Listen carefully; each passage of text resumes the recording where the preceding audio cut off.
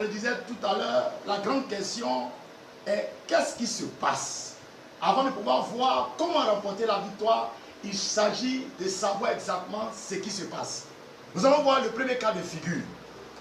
Il y a la présence de ce que j'appelle l'ennemi proche. Et ce matin, nous allons voir qu'est-ce qu'un ennemi proche. Nous allons méditer la parole de Dieu au travers du livre de Genèse 4, le verset 5 au verset 8. Genèse 4, le verset 5 au verset 8. La parole de Dieu déclare, mais Dieu ne porta pas un regard favorable sur Caïn et sur son offrande. Caïn fut irrité et son visage fut abattu. Et l'Éternel dit à Caïn, pourquoi es-tu irrité? Et pourquoi ton visage est-il abattu? Certainement, si tu agis bien, tu relèveras ton visage. Et si tu agis mal, le péché se couche à ta porte et ses désirs se portent vers toi, mais toi domine sur lui.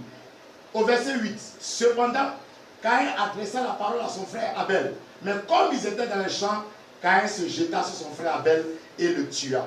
Je parle d'ennemis proches. La Bible dit ici que Caïn va oser tuer son propre petit frère Abel parce qu'il refuse de voir le bonheur de son frère. Et pour réussir son coup, Caïn va attirer son petit frère dans les champs, loin des regards. Bien aimé, ce matin, je voudrais poser une question essentielle. Qui peut se méfier de ça? Pour lui, il était question d'aller réellement donner un coup de main à son grand frère. Or, il était en face de son ennemi véritable. C'était la jalousie qui venait de transformer son propre grand frère. Oh, mon frère, ma soeur, ce matin, la première chose, quelquefois, qui est en train de détruire des familles, c'est la jalousie. Et nos familles sont détruites par la jalousie, la haine, la concurrence, la sorcellerie. Personne ne veut voir le bonheur de l'autre. Personne ne veut voir l'autre avancer. Nul n'est prêt à bénir le bonheur de son frère. Dans la société, des collègues, des collaborateurs finissent par s'empoisonner. Parce que véritablement, il est difficile de voir et d'accepter le bonheur de l'autre. Mais la Bible dit, celui qui bénit Israël, c'est lui qui sera béni. Mais combien sont prêts à bénir Israël? Combien sont prêts à encourager et à être réjouis de voir le bonheur de leurs frères? Et c'est cela l'ennemi proche. Bien aimé, ce matin, comme la famille Adam et Ève, plusieurs familles ici comme ça vivent ces moments, ces difficultés, la jalousie, la haine, la destruction s'opèrent dans des vies, dans des familles. Et au résultat, le diable finit par gagner. Je voudrais partager avec vous un fait qui m'a marqué. Pendant une de mes tournées à Daloa, il y a une grande famille connue dans cette ville de Daloa qui sont venus vers moi, révérend, nous avons une difficulté. Depuis la mort de notre père et notre mère, nous ne réussissons pas réellement à réussir dans tout ce que nous faisons. Et la famille, la tête de la délégation était la grande sœur. Elle, pratiquement, s'est à genoux et a attrapé mon pied. Elle m'a dit, révérend, il faut que tu viennes intervenir parce qu'il y a des lieux. Réellement, la souffrance s'opère dans nos vies. Et vraiment, au vu de cela, en tant que serviteur de Dieu, j'avais le cœur meurtri. J'ai décidé d'aider cette famille dans la prière. Nous avons mis en œuvre un programme de prière.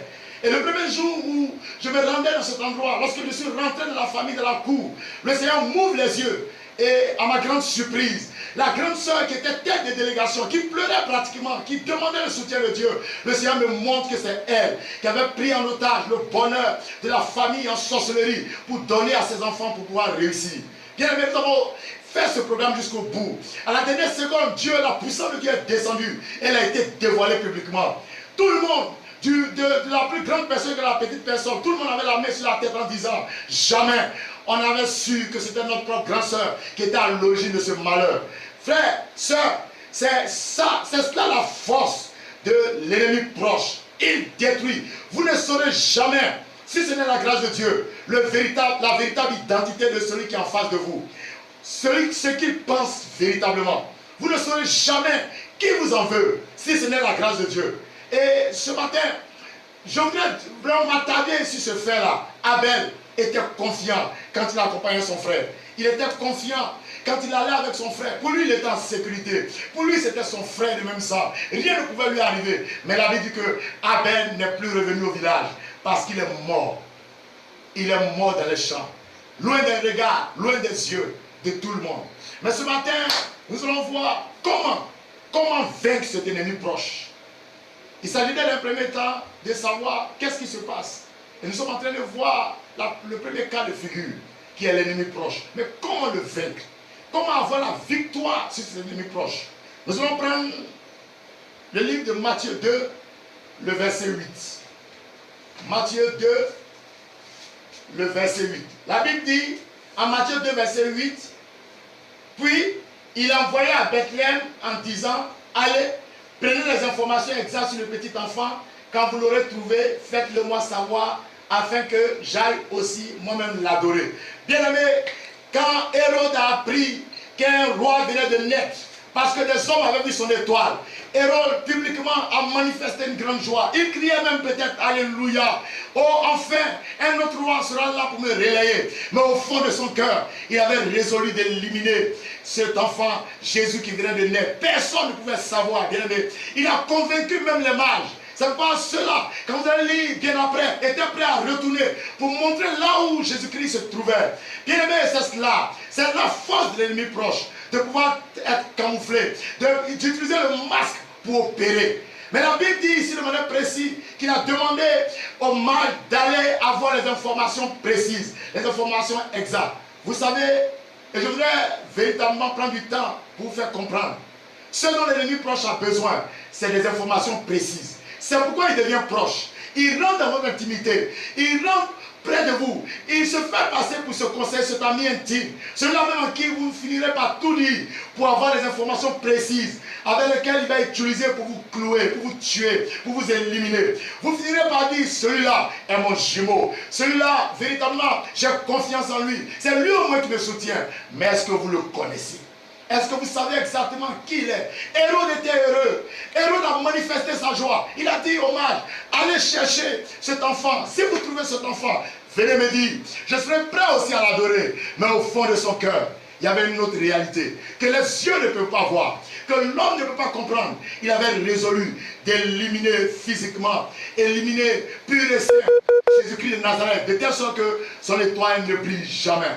Bien-aimé, apprends à te taire. Apprends à garder les choses. À moins que tu mettes cela dans la prière.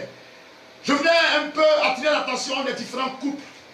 Quand les moments de crise arrivent dans le couple, quand les moments de querelle, de colère, oh, tant d'informations sortent au travers des paroles. Tant de choses, tant de secrets sortent. Et même jusqu'aux voisins, tout le monde réussit à entendre ce qui se passe au niveau du couple. Ce sont ces mêmes informations que vos ennemis utilisent. Vos ennemis se servent pour vous clouer, pour vous détruire, pour annuler vos projets. Apprends à te taire, mon frère. Sois prudent. Tu ne sais pas qui est véritablement en face de toi. Qui t'écoute, qui t'entend.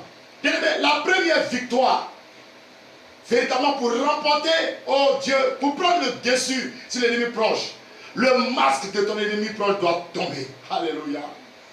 Son masque doit tomber. Tant qu'il est camouflé, tant qu'il opère dans le secret, tant qu'il se fait passer pour ton ami, tant que tu l'acceptes comme ton confident, il a une possibilité de te détruire. Son masque doit tomber. Avant d'avancer, oh Dieu, ce matin, je prie que tous ceux qui entendent ce matin ce message, que le masque de l'ennemi proche tombe au nom de Jésus-Christ et que son vrai visage apparaisse, afin que vous n'empruntez point son chemin. Alléluia.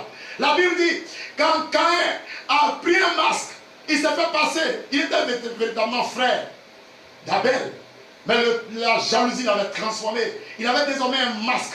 Mais quand il avait ce masque-là, quand Abel n'avait pas la vraie réalité, la vraie identité de son frère, il a suivi son frère dans le chemin et il est resté dans les champs.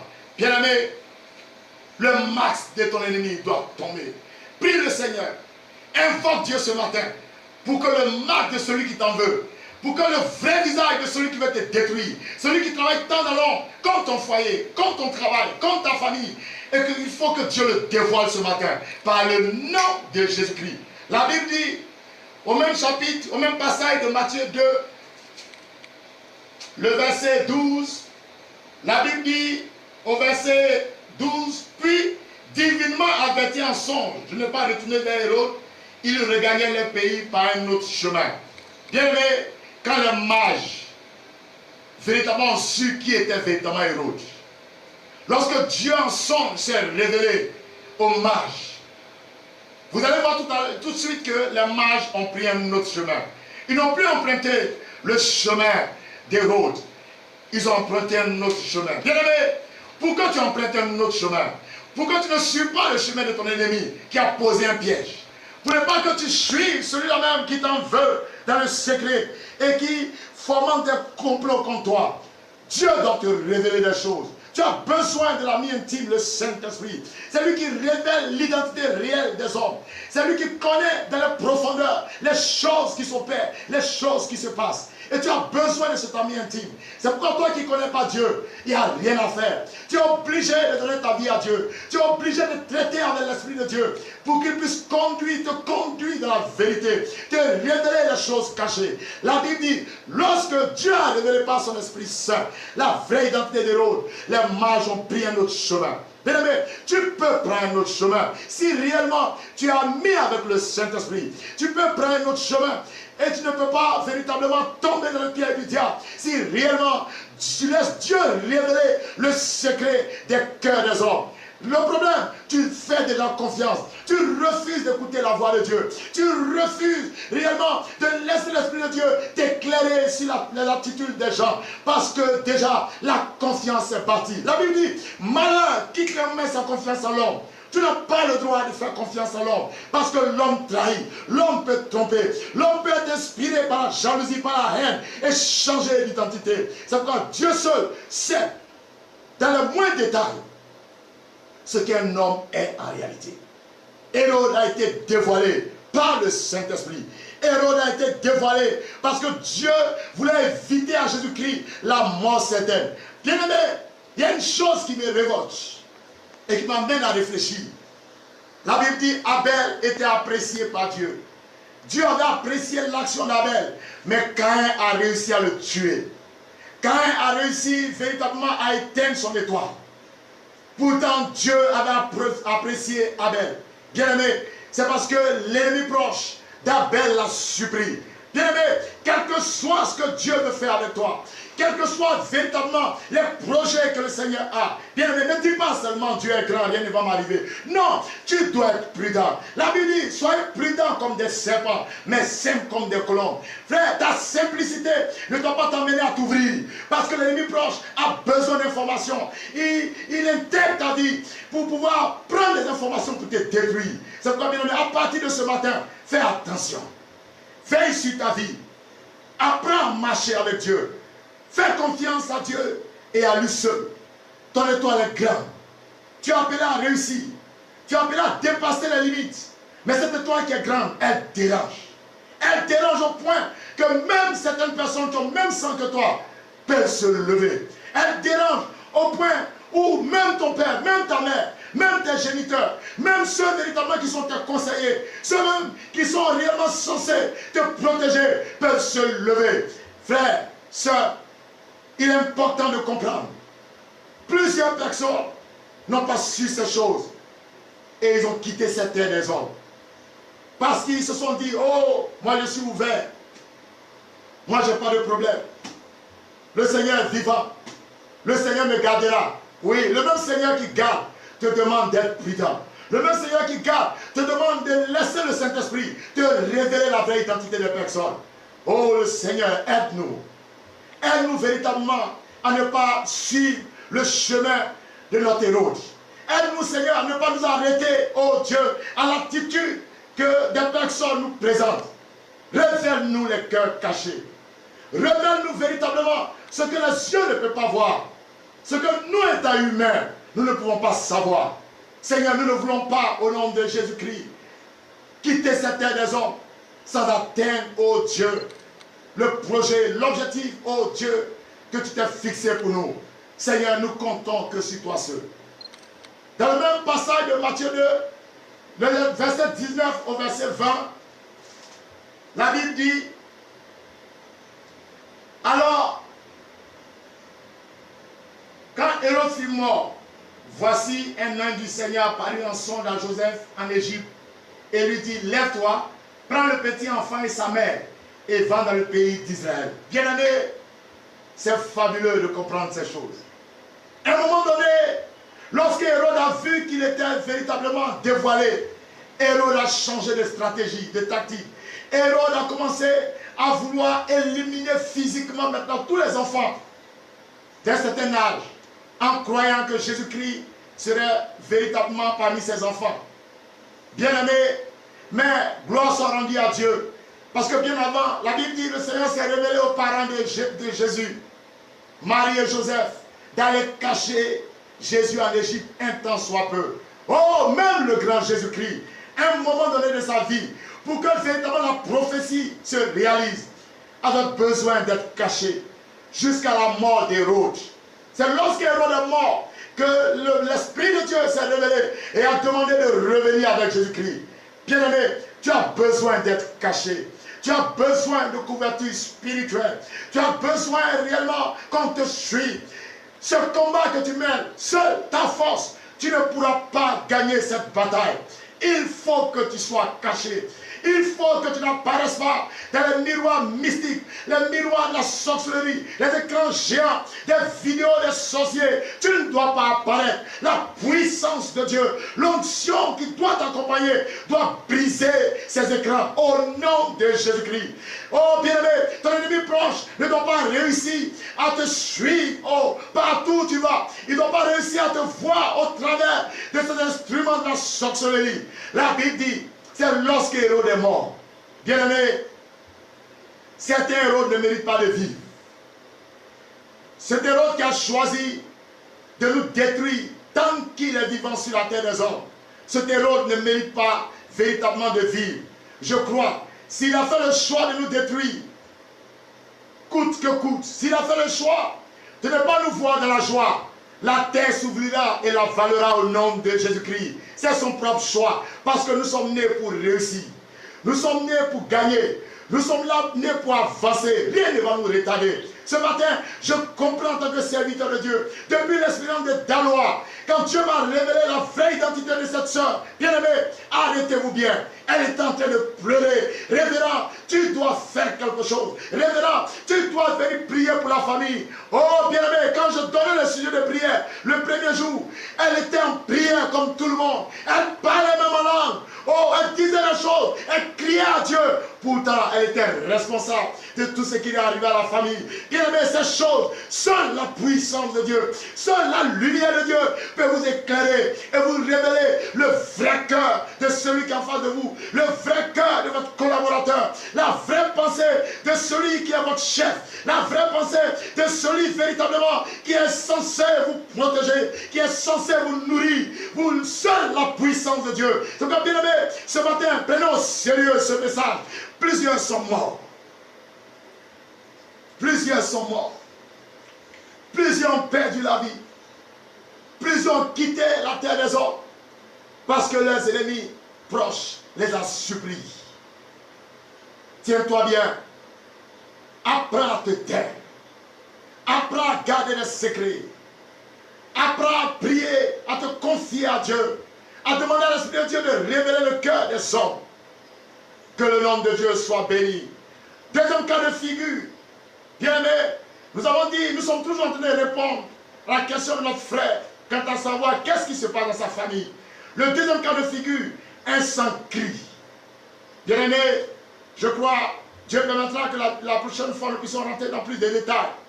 Mais la Bible dit, quand Caïn a tué Abel, Abel était faible, Abel était fragile, Abel est mort. Mais Dieu va poser par la suite une question à Caïn. Où est ton frère? Parce que, qu'as-tu fait? Parce que le sang de ton frère crie jusqu'à moi, vengeance. Bien-aimé, c'est vrai qu'Abel a péri. C'est vrai qu'Abel était faible. Mais lorsqu'il est mort, son sang va continuer de crier vengeance. Bien-aimé, il y a plusieurs familles aujourd'hui qui ont fait couler le sang. Plusieurs familles qui ont fait des sacrifices humains pour acquérir le pouvoir, pour acquérir la richesse, pour adorer les idoles, pour véritablement avancer dans la vie. Et aujourd'hui, ces sangs innocents qui ont été versés continuent de crier vengeance, vengeance, vengeance. La Bible dit, quand véritablement, quand elle l'a fait, Dieu a dit à Caïn, voici ce qui va t'arriver désormais. Tu seras vagabond, errant. Tout ce que tu as fait sur terre des hommes ne réussira pas. Bien-aimé, une marque même a été mise sur Caïn pour qu'il soit reconnu. Frère, Il y a une marque sur la vie de votre famille. Il y a une marque sur votre génération. Il y a une marque sur votre lignée. Par rapport à tous ces sangs innocents qui ont été coulés par les ancêtres, par les grands-parents, pour sûrement avoir le pouvoir, pour sûrement adorer des idoles, pour sûrement acquérir la puissance. Et aujourd'hui, ces sangs innocents crient vers Dieu vengeance. Imaginez-vous, bien-aimés, après l'action de Caïn, la famille de Caïn, les enfants de Caïn, parce que Caïn s'est marié par la suite, il a eu des enfants. Imaginez-vous, ils vont tous subir cette malédiction. Ils seront errants, vagabonds, rien ne va marcher. Une malédiction de la famille. Même si ceux-là ne savent pas qu'est-ce qui a dû se passer. Ils vont peut-être s'interroger par la suite. Mais pourquoi notre famille nous souffrons ainsi? Mais il y a un sang qui crie. Il y a un sang qui crie vengeance. Il y a un sang qui crie vengeance, qui arrête tout, qui annule tout. Il y a un sang qui crie, bien-aimé. Oh, alléluia. Je voudrais m'arrêter un instant. Parce que c'est difficile. C'est difficile de savoir qu'un sang crie contre nous. Tu peux me dire, mais je n'ai rien fait. Mais qu'est-ce qui m'arrive? Je suis né bien après. Mais tu as le même sang que tous ceux qui ont posé cette action. Mais je crois, par la suite, nous verrons la prochaine fois qu'il y a un sang meilleur. Le sang de Jésus-Christ qui est versé, qui crie plus fort, pour couvrir toute action d'autres sang. Je bénis le Seigneur pour cette occasion. Bien-aimés, je crois au nom de Jésus, partout où vous trouvez que vous entendez ce message, je crois par la puissance de Dieu, que le mal de votre ennemi va tomber par la puissance de Dieu. Et tout héros qui voudrait menacer votre vie, vous empêcher d'être heureux, la terre va avaler cet héros au nom de Jésus. Et je crois que tout son verset qui crie en votre défaveur, Dieu permettra que le sacrifice qui a été fait à la croix de Golgotha permettra réellement à Dieu de pouvoir laver toutes choses. Shalom, que Dieu vous bénisse. Je déclare qu'à partir de ce matin, vous puissiez renverser réellement tout projet, tout plan de votre adversaire. Que tous ceux qui sont comme ennemis proches de votre présence soient dévoilés à jamais. Que le nom de Jésus-Christ soit proclamé et que votre vie soit un témoignage. Que Dieu vous bénisse, que Dieu vous élève et que la grâce de Dieu soit votre partage. Au nom de Jésus, je prie. Amen.